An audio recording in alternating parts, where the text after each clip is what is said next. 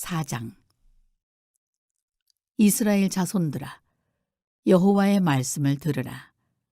여호와께서 이 땅 주민과 논쟁하시나니 이 땅에는 진실도 없고 인애도 없고 하나님을 아는 지식도 없고 오직 저주와 속임과 살인과 도둑질과 간음뿐이요 포악하여 피가 피를 뒤이음이라. 그러므로 이 땅이 슬퍼하며 거기 사는 자와 들짐승과 공중에 나는 새가 다 쇠잔할 것이요 바다의 고기도 없어지리라. 그러나 어떤 사람이든지 다투지도 말며 책망하지도 말라. 네 백성들이 제사장과 다투는 자처럼 되었음이니라. 너는 낮에 넘어지겠고 너와 함께 있는 선지자는 밤에 넘어지리라. 내가 네 어머니를 멸하리라. 내 백성이 지식이 없으므로 망하는도다. 내가 지식을 버렸으니 나도 너를 버려 내 제사장이 되지 못하게 할 것이요 내가 네 하나님의 율법을 잊었으니 나도 네 자녀들을 잊어버리리라.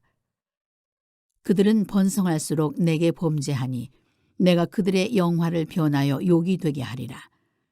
그들이 내 백성의 속죄 제물을 먹고 그 마음을 그들의 죄악에 두는도다. 장차는 백성이나 제사장이나 동일함이라. 내가 그들의 행실대로 벌하며 그들의 행위대로 갚으리라. 그들이 먹어도 배부르지 아니하며 음행하여도 수요가 늘지 못하니 이는 여호와를 버리고 따르지 아니하였음이니라. 음행과 묵은 포도주와 새 포도주가 마음을 빼앗느니라. 내 백성이 나무에게 묻고 그 막대기는 그들에게 고하나니 이는 그들이 음란한 마음에 미혹되어 하나님을 버리고 음행하였음이니라. 그들이 산꼭대기에서 제사를 드리며 작은 산 위에서 분향하되 참나무와 버드나무와 상수리나무 아래에서 하니 이는 그 나무 그늘이 좋음이라. 이러므로 너희 딸들은 음행하며 너희 며느리들은 간음을 행하는도다. 너희 딸들이 음행하며 너희 며느리들이 간음하여도 내가 벌하지 아니하리니 이는 남자들도 창기와 함께 나가며 음부와 함께 희생을 드림이니라. 깨닫지 못하는 백성은 망하리라. 이스라엘아, 너는 음행하여도 요단은 죄를 범하지 못하게 할 것이라. 너희는 길갈로 가지 말며 베다웬으로 올라가지 말며 여호와의 사심을 두고 맹세하지 말지어다. 이스라엘은 완강한 암소처럼 완강하니 이제 여호와께서 어린 양을 넓은 들에서 먹임같이 그들을 먹이시겠느냐. 에브라임이 우상과 연합하였으니 버려두라. 그들이 마시기를 다하고는 이어서 음행하였으며 그들은 부끄러운 일을 좋아하느니라. 바람이 그 날개로 그를 쌓나니 그들이 그 재물로 말미암아 부끄러운 일을 당하리라. 오늘도 이른 새벽 미명 하나님을 의지하면서 하루의 첫 시간 하나님께 나온 여러분 모두를 주님의 이름으로 축복하고 또 환영합니다. 기도할 수 있는 거 감사한 일이죠. 할렐루야. 또 오늘 새날을 허락하여 주신 하나님 얼마나 감사해요. 우리에게 주어진 날들이 얼마나 더 될지 모르겠지만은 그러나 이 한 날 한 날 이 새로운 날이 영원하지는 않을 거예요. 그렇죠? 우리에게 주어진 시간들 대단히 제한된 시간인데 하나님 안에서 여러분들이 행복한 삶으로 채워나가는 축복이 있게 되기를 간절히 바랍니다.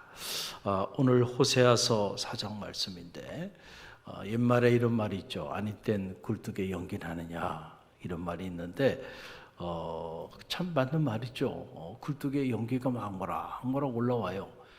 그런데 누군가 군부를 떼지 않았는데 갑자기 그냥 굴뚝에 막 연기가 막 모락 올라올까요? 그런 일은 없죠. 누군가 군부를 지핀 겁니다. 그래가지고 이제 그 감출 수가 없어요.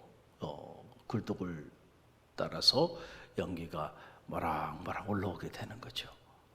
그러니까 어떤 일이 일어나게 되면 그 일이 그냥 일어나는 건 아니고 그걸 소급해 가보면 그 일이 일어날 수밖에 없는 그 원인이 있다는 거죠. 그렇죠. 이거를 과학 세계에서는 인과율의 법칙이라는 말로 표현을 하는 거죠. 인과율의 법칙이 있다는 거예요. 근데 이거는 영적인 세계에게도 적용이 됩니다. 이 인과율의 법칙이. 자, 이스라엘이 거룩한 제사장의 나라였는데 어떻게 이 거룩한 제사장의 나라인 이스라엘 백성이 하나님을 알지 못하는 이 제국의 나라에 의해서 짓밟힘을 당하고 고난을 당하고 끔찍한 재앙에 처해지게 되었을까? 아무 이유가 없었는데 어떻게 하다 보니까 우연히 그렇게 됐을까요? 그렇지 않다는 거예요. 원인이 있다. 그렇게 된 데에는 오늘 이 호세아서 4장은 그 원인을 우리에게 정확하게 짚어주고 있는 그런 놀라운 말씀입니다. 그 내용이 1절로 2절 그리고 6절에 나와요. 먼저 1절로 2절 말씀 함께 읽어봅니다. 이스라엘아, 이스라엘 자손들아, 여호와의 말씀을 들으라. 여호와께서 이 땅 주민과 논쟁하시나니 이 땅에는 진실도 없고 인애도 없고 하나님을 아는 지식도 없고 오직 저주와 속임과 살인과 도둑질과 간음뿐이요 포악하여 피가 피를 뒤이음이라. 또 오늘 말씀 6절 말씀 보세요. 함께 읽습니다. 내 백성이 지식이 없으므로 망하는도다. 내가 지식을 버렸으니 나도 너를 버려 내 제사장이 되지 못하게 할 것이요 내가 내 하나님의 율법을 잊었으니 나도 내 자녀들을 잊어버리리라. 아멘. 정확한 원인이 나와요. 이 백성이 왜 거룩한 나라 하나님의 백성 이 제사장의 나라가 그 거룩한 삶의 지위를 잃어버리고 이렇게 끔찍하게 버림당하게 되었을까? 아무 이유가 없이 우연히 어떻게 하다 보니까 그렇게 된 게 아니다는 거죠. 여러분, 이 백성이 지식이 없으므로 망하는도다 그랬어요. 할렐루야.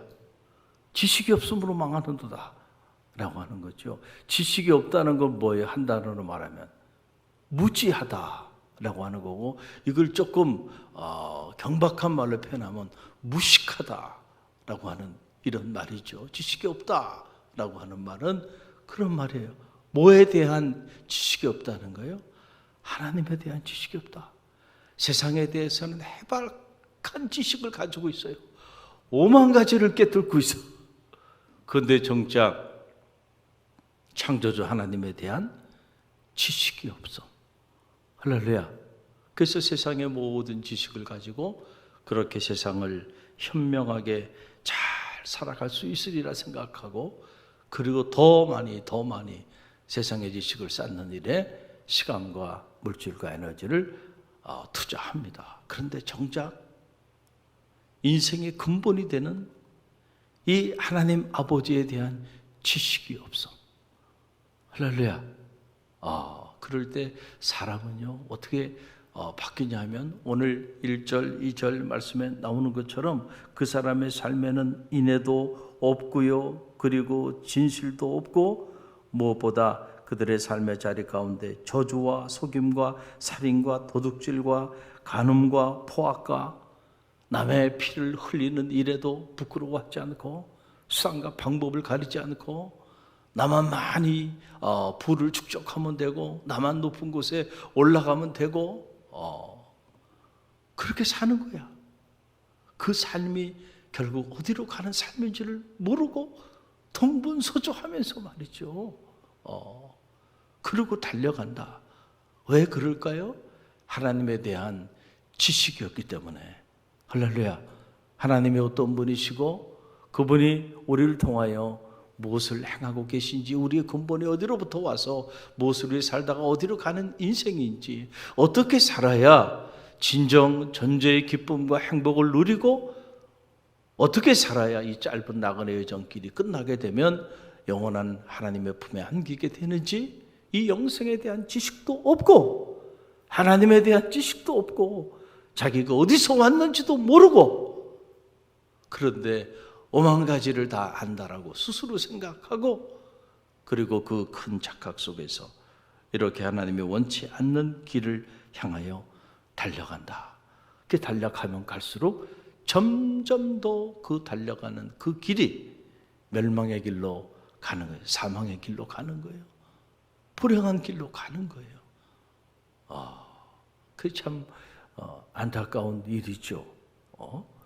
그런데 오늘 말씀을 보게 되니까 우리가 예언서를 읽으면서 반복적으로 나오는 내용 중에 하나인데 그들이 어떻게 이렇게 되었을까? 처음부터 이렇게 된 건 아니에요. 이스라엘 백성이. 처음에는 하나님에 관해서 관심도 많았고 그리고 하나님을 경외하고 하나님의 지식을 배우고 하나님의 말씀을 배우는 일에 그들이 많은 시간과 물질과 에너지를 투자하면서 거기에 가치를 부여하고 살았어요. 근데 언제부터 그들이 바뀌고 변화되기 시작했냐면은 오늘 성경 7절 보면 그 내용이 나와요. 7절 말씀 함께 읽어봅니다.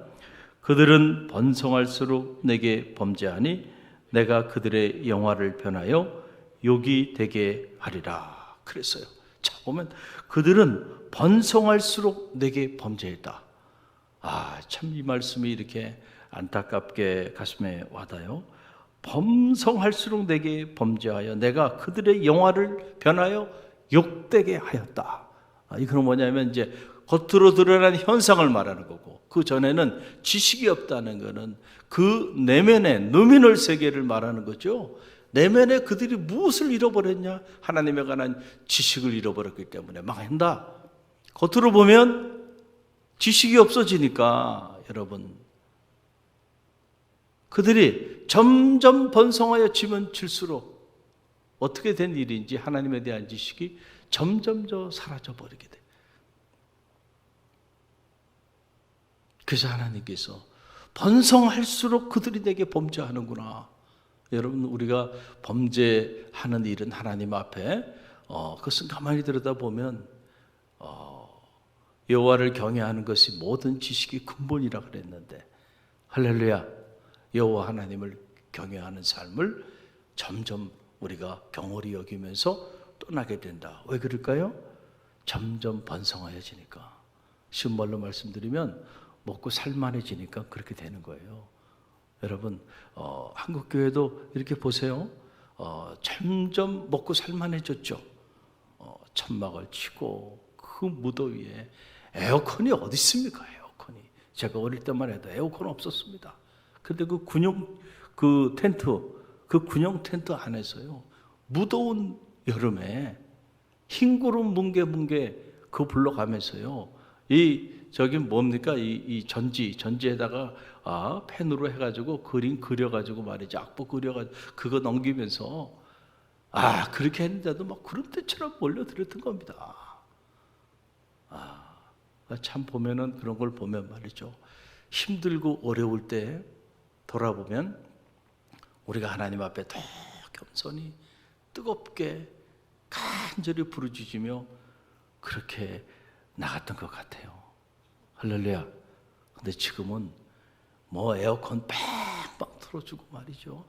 지금 막 그 뜨거운 군용 침대, 텐트에 들어가서 예배 드린다 그러면 아마 난리 날 겁니다. 아마 엄청난 일이 일어날 겁니다. 조금만 불편해도 막 견디질 못하잖아요. 금방 그냥 불평하고 원망하고. 그래서 할 때 보면은 참 우리가 너무 이 풍요로워졌구나. 할렐루야. 먹는 것도 보면 글쎄요, 저는 가난하게 자라서 그런지 저는 먹는 거를 제가 지금까지 살아오면서 제 기억에 불평한 적이 없습니다. 불평한 적이 정말이에요. 저는 그냥 밥 있으면 밥에, 고추장 있으면 고추장에 기름 넣고 비벼서 그냥 먹으면 그것도 맛있어요. 할렐루야. 그래서 그냥 간단하게 이렇게 먹고 그 먹는 건 그렇게 욕심을 부리거나 또는 뭐 음식이 저기 하다고 한 번 불평 불만을 한 적이 없어요. 할렐루야. 무엇이든지 굶주리지 않고 일용할 양식이 있으면 감사해. 할렐루야. 요즘 먹을 게 얼마나 차고 넘쳐. 너무 많으니까 말이죠. 사람들이 그 너무 많은 먹을 양식 속에서도 맛이 있니 없니, 이것이 좋은 음식이 그렇지 않으니 불평하고 원망하는 모습을 보면 참 안타까움이 밀려와요. 할렐루야. 번성할수록 범죄했다. 아니 이게 말이 되는가? 하나님께서 축복해 주셔서 그들이 번성해졌으면 번성할수록 하나님을 영화롭게 해야지, 번성할수록 하나님께 범죄하면 어떻게 된다는 얘기인가 이게. 그런데 우리가 여기서 헤어나오기 어렵다니까요. 번성하면 교만해지는 거예요. 그래서 이제는 내 힘대로 내 능력으로 살 수 있다고 생각하고 하나님을 경외하는 일로부터 우리의 마음의 문을 닫아버리고 그리고 세상을 향해서 나가는 겁니다. 그러다 보니까 저 사람이 힘들고 어려울 때는 참 겸손하게 기도하고 했는데 보니까 어떻게 돼요? 이제 하나님 축복해 주셔서 마음의 소원도 응답되고 무너진 가정도 세워지고 직장에서도 기도 제목을 해놓고 그렇게 기도했는데 승진도 시켜줘가지고 높은 지위에도 올라가고, 그러고 나서부터 사람이 이상하게 바뀌기 시작해. 집사님, 권사님일 땐 겸손했는데 장로님 되고 나서부터는 통제가 안 돼. 그때부터 사람이 달라져 버려, 이상하게. 대학에서도 이렇게 보면 그냥 평교수로 있을 때는 얼마나 겸손하고 사람이 인격이 있고 좋은지 몰라요. 근데 딱 안장을 채워주면 달라집니다. 그 사람의 본질이 드러납니다. 안장이 뭔지 알죠? 실처장 보직 교수를 딱 시켰다 보면 그 2년 하는 거거든요. 2년. 근데 그 2년 하면서 사람이 저렇게 달라질 수 있을까? 야, 저 사람이 저런 사람이었구나. 본질이 드러납니다. 할렐루야. 그러니까 뭔가 이렇게 지위가 높아지면 너 어떻게 해야 돼요? 겸손해져야지. 겸손해져야지. 할렐루야. 그런데 높아지면 높아질수록 점점 더 교만해져요. 그러면 결국은 그 사람은 무너질 일밖에 남지 않은 거예요. 근데 우리 누구나 그렇습니다. 저도 그렇고 여러분도 그래요. 그래서 늘 경계해야 돼. 경계. 끝없이 자기를 복종시키는 일에 게으리하면 안 돼요. 그래서 사도 바울이 나는 날마다 죽노라, 이 말을 왜 했을까요? 사도 바울 같은 그 위대한 영성가 사도가 날마다 자기 자아가 살아서 역사하는 거예요. 자고 해치는 겁니다. 그러니까 날마다 죽이는 거예요. 오늘 내 자아를 죽였는데 내일 가보니까 또 살아났어. 또 죽이는 거예요. 또 살아나서 또 언제까지? 하나님 품 앞에 갈 때까지 늘 자기와의 치열한 영적 전쟁을 치르며 살아가는 겁니다. 할렐루야. 그런데 우리가 이렇게 하나님 축복해 주셔서 이제는 돌아보니까 다 하나님이 하나하나 그렇게 기도 제목들 내놨었는데 이것도 응답해 주시고 저것도 응답해 주셔서 자녀의 문제도 해결되고 다 문제들이 해결되면 여러분 그 은혜 기억하고 너무너무 감사하는 마음으로 하나님 앞에 나가야 하는데 부어주신 은혜는 잊어버리고 그리고 본인이 누리고 있는 그 번성한 삶을 구가하느라고 하나님 품을 떠나서 그렇게 교만하게 살아가게 된다. 이게 왜 이런 일이 일어나는가 가만히 보니까 내 백성이 지식이 없으므로 결국 망하는구나. 하나님의 말씀이에요. 할렐루야. 하나님을 아는 지식, 그 지식이 더 깊어지고 더 넓어지고 할렐루야, 더 높아지는 은혜가 있게 되기를 간절히 바랍니다. 그래서 바벨론에서 돌아온 에스라, 학자이면서 제사장이었던 에스라가 바벨론 포로기로부터 돌아와서 가장 먼저 큰 결심을 하게 됩니다. 맥디시전을 하게 되는데 그 결심이 뭡니까? 에스라 7장 10절 말씀 보게 되면 그 내용이 나와요. 우리 함께 읽어봅니다. 에스라가 여호와의 율법을 연구하여 준행하며 율례와 규례를 이스라엘에게 가르치기로 결심하였더라.